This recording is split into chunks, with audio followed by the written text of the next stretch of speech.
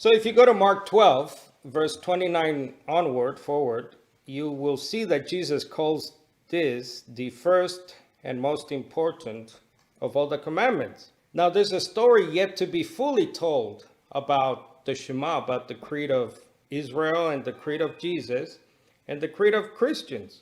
Do you know who was the first Christian emperor? Now, Christian in quotes. Constantine. Now, what was the first, quote, Christian empire? Byzantine. Now, the Byzantine, also known as the Eastern Roman Empire, it was founded by Constantine. And it makes sense, right, that the, quote, first Christian emperor establishes the first, quote, Christian empire. But did you know that at one time, those Christians, Byzantine Christians, banned Jews from reciting the Shema? And did you know that the first Muslims liberated the Jews from said Christians, quote unquote, by returning to the Jews the legal right to recite their cherished creed? This is what I call a story yet to be told. And this story begins with another emperor called Theodosius I. And he was a strong supporter of the Nicene Creed of 325. And he made what historians call Nicene Christianity the Roman state religion.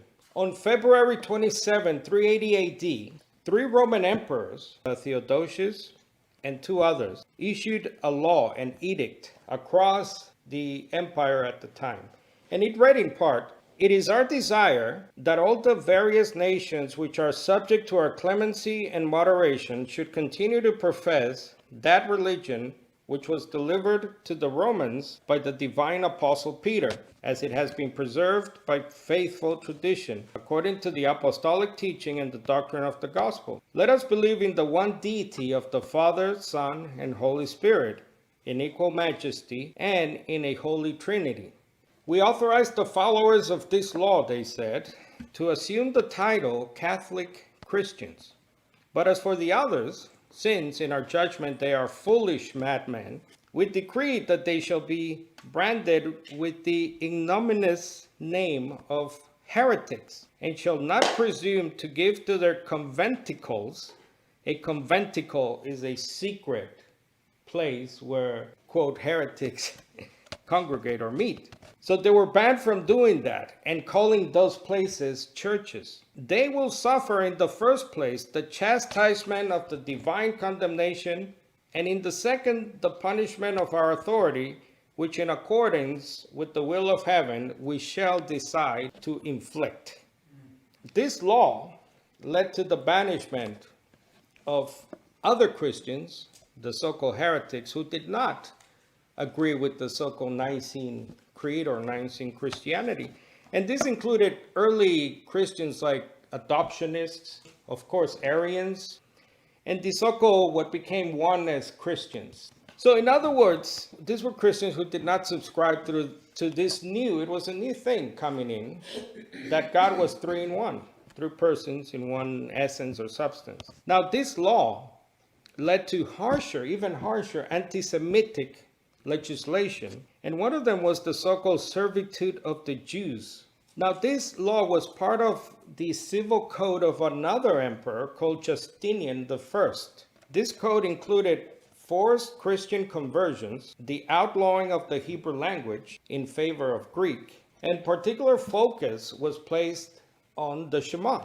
Christians at the time didn't like the Shema, not because it was central to Judaism, but because it denied the Trinity. The noted American rabbi and Jewish historian Abraham Milgram wrote that the Jews' vociferous recitation of the Shema each morning and evening service was, the church felt at the time, a deliberate challenge to the Christian dogma of the Trinity.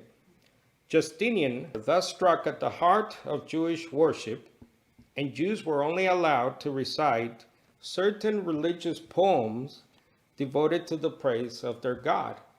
And one of them was a poem to this day called the Kedusha.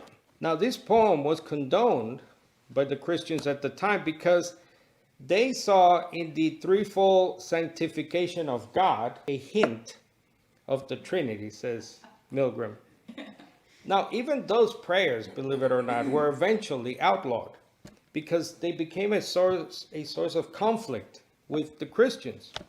And this is according to another historian called Ronald Eisenberg. Eisenberg says that Christians realized that the Jews failed to perceive it as a reference to the Trinity. When the Christians prohibited the recitation of the Kedusha, the Jews simply inserted it into another prayer. This one had the advantage of being recited at a time when the government censors were not in attendance. So you see, during the Byzantine period, guards were sent to the synagogues to prevent recitations that were thought to impugn, if only implicitly, the Christian notion of the Trinity. And this is according to the Cambridge History of Judaism. So the Christian persecution of Jews by Christians lasted until Muslim armies from Saudi Arabia eventually liberated most of the Middle East and Persia in the 7th to 8th centuries. Talmudic tradition and writings from the time record that under Islamic rule, the Jews were once again allowed to practice their religion without hindrance. And there's this 8th century Talmudic scholar, Jewish scholar. God had destroyed the kingdom of Edom, that's what they called Rome, and its decrees were annulled. The Ishmaelites, that is the Arabs, came and permitted us Jews to study the Torah and recite the Shema and to pray. Now, this whole sordid history reminds me of Jesus' long Passover meal speech to his apostles before he's arrested and eventually killed. So Jesus said, "I have told you these things to keep you from stumbling. They will ban you from the synagogues. In fact, the time is coming when anyone who kills you will think he is offering service to God. They will do these things because they have not known the Father or me." Again, they will do that because they do not know God the Father or me, says Jesus. Well, we non-Trinitarians say we do know the Father and his human Son. But who knew those who banned the Shema would be others who claimed to also know the Father and the Son as well? Who knew?